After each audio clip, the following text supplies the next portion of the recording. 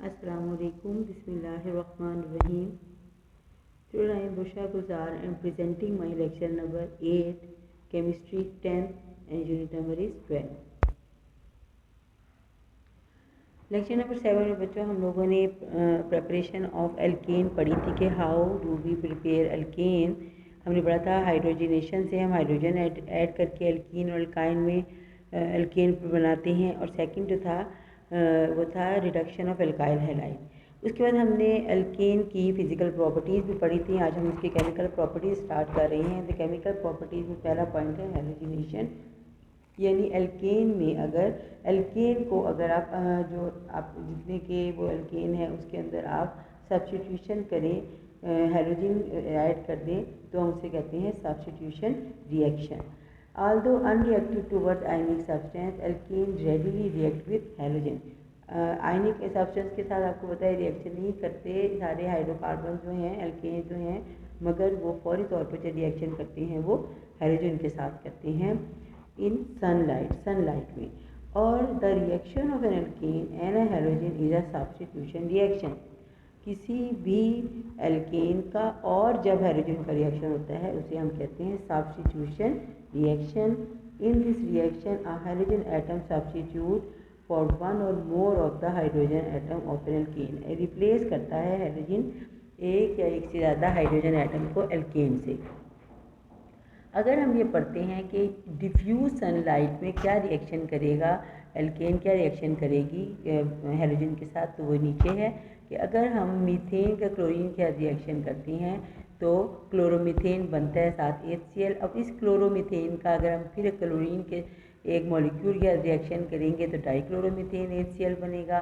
इस डाइक्लोरोमीथेन का फिर क्लोरीन के मॉलिक्यूल के साथ रिएक्शन करेंगे तो ट्राइक्लोरोमीथेन HCl के साथ प्रोड्यूस होगा। और इस ट्राइक्लोरोमीथेन को अगर हम क्लोरीन के मॉलिक्यूल के साथ दोबारा रिएक्शन करें तो टेट्राक्लोरोमीथेन बनेगा विद HCl। ये क्या है, डिफ्यूज सनलाइट में रिएक्शन है।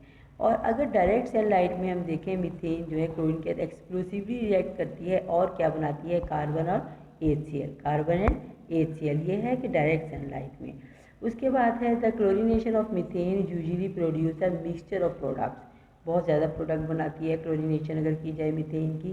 The trend in the reactivity of halogen with in alkane follow. यदि अब सबसे ज़्यादा क्लोरीन रिएक्ट करेगी देन क्लोरीन ब्रोमीन, और सबसे आगे में रिएक्टिविटी जो है आयोडीन की है। Chlorine reacts exclusively. Chlorine reacts slowly in dark room temperature but rapidly in a strong sunlight. Bromine less reactive है देन क्लोरीन के और रिक्वायर हाई टेम्परेचर चाहिए इसे रिएक्शन करने के लिए या स्ट्रॉन्ग सनलाइट, अदरवाइज ये रिएक्शन नहीं करती। और आयोडीन सबसे ज़्यादा आप कह सकते हैं इसेंशियली हम कह सकते हैं अनरिएक्टिव। यहाँ तक बेटे आपका हो गया। उसके बाद है कंबस्शन। कंबस्शन कहती हैं जब कोई चीज़ शोले के साथ फ्लेम के साथ जले और साथ ही हीट प्रोड्यूस करे और लाइट भी साथ हो, फ्लेम शो करे, तो उसे हम कंबस्शन कहते हैं। A reaction of a substance with oxygen of air और एयर। अगर कोई सब्सटेंस एयर या ऑक्सीजन के साथ रिएक्शन करे जिससे कि रैपिड रिलीज ऑफ हीट हो और साथ ही अपीयरेंस ऑफ फ्लेम हो, उसे हम कहते हैं combustion. Complete combustion of an alkane produces carbon dioxide, water and heat. आप लोग आपकी मदर जो किचन में चूल्हा जलाती हैं मीथेन बर्न करती हैं ना हम बेटे घरों में अपने बर्नर्स में, तो जब मीथेन बर्न होती है तो क्या क्या प्रोड्यूस करती है, कार्बन डाइऑक्साइड, वाटर और heat. Most of the alkene burn with blue flame, और ज़्यादातर जो है एल्केन ब्लू फ्लेम के साथ जलते हैं, यानी उनका फ्लेम ब्लू कलर का होता है। अब बेटे आपको यहाँ पे आएंगी, ये कंप्लीट थी ना, इसे कहते हैं two type of combustion, complete and incomplete. ये आपने कंप्लीट पढ़ लिया है। फॉर एग्जांपल ये रिएक्शन गिवन है कि जब कंप्लीट कंबस्शन होती है मीथेन को ऑक्सीजन की मौजूदगी में आप बर्न करते हैं तो कार्बन डाइऑक्साइड, वाटर और हीट प्रोड्यूस होती है। और the lighter alkanes are widely use as fuel. क्यों यूज होते हैं, this is because the combustion can be control, they produce large amount of heat per gram, they are cheap and readily available.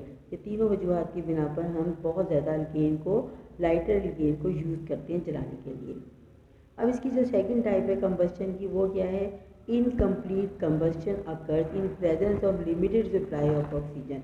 अगर आप पूरी oxygen provide ना करें, किसी बंद और तंग जगह पर बर्न करें किसी भी एल्केन को, तो वो इनकम्प्लीट आप कहेंगे कि कंबशन शो करेगा। और incomplete combustion of methane gives carbon monoxide, carbon and water.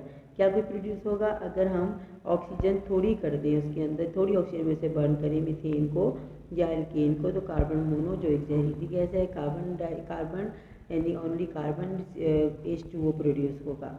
आपने सुना होगा कि लोग दम घुट कर मर जाते हैं जब आप बंद कमरे में कोयला जलाएं या लकड़ियाँ जलाएं या हीटर वगैरह जलाएं, गैस वो बर्न करें, तो होता क्या, कार्बन मोनोऑक्साइड जब बंद कमरे में लिमिटेड ऑक्सीजन गैसें प्रोड्यूस होती हैं तो उससे लोगों की कैजुअलिटीज़ हो जाती हैं। अब यूजेस ऑफ मीथेन क्या है? As a domestic fuel use होती है, as a fuel of automobile use होती है, टू मैन्युफैक्चर यूरिया फर्टिलाइजर यानी खाद बनाने के लिए भी ये इस्तेमाल होती है। नेक्स्ट आपका टाइप है बच्चों, टॉपिक है बच्चों एल्कीन। एल्कीन है वन और more double bond between carbon atom. They have the general formula C6H2CnH2n. When two carbon atoms share two pairs of electrons, they form a double bond.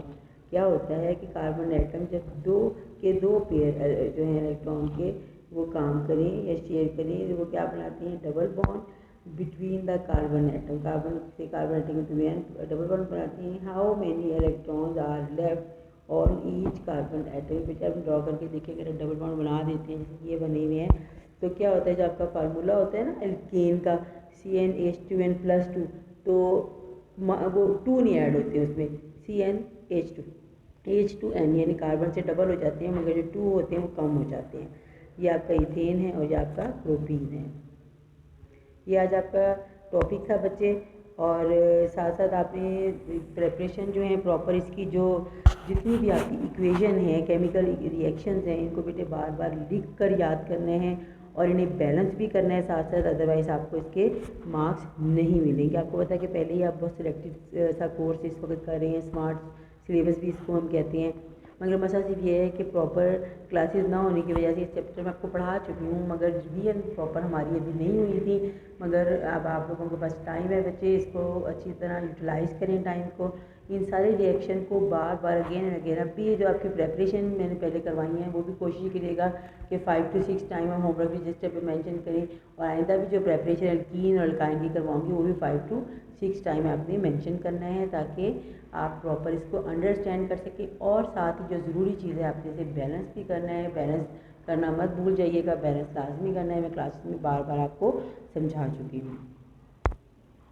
ये बेटा आपका homework है lecture number 8 का, कि आपने क्या करना है, आपने केमिकल प्रॉपर्टीज़ लिखनी है एल्केन की, यानी आपने हैलोजिनेशन और कंबशन को दोनों को इकट्ठा करके लिखना है। और व्हाट इज़ कंबशन अलग भी मैंने क्वेश्चन दिया हुआ है। Right the use of methane, methane के यूज़ लिखे हैं कि व्हाट आर एल्कीन्स, जो मैंने पढ़ाया है कि अगर कम से कम एक या ज़्यादा डबल बॉन्ड मौजूद हों कार्बन एटम के दरमियान, तो हम उन्हें क्या कहते हैं, एल्कीन। ये मैंने भी लास्ट में जो पढ़ाया है इसके एग्जांपल के साथ आपने इसे मेंशन करना है। अब इसके बाद बेटा जो इम्पोर्टेंट आप लोगों को मैंने केमिस्ट्री के बारे में ये कहना था कि आप लोगों का ये चैप्टर जो है ऑलमोस्ट पूरा आ रहा है, और जितनी इसकी आपकी सेल्फ असेसमेंट हैं इन्हें लाजमी करें, क्योंकि जब कभी क्वेश्चन आता है बेटा इसका वो कंप्लीट करना, complete the following reaction 3 to 4 marks का आता है, तो ये आपके लाजमी आते हैं और आएंगे भी, और एक्सपेक्टेशन तो यही है।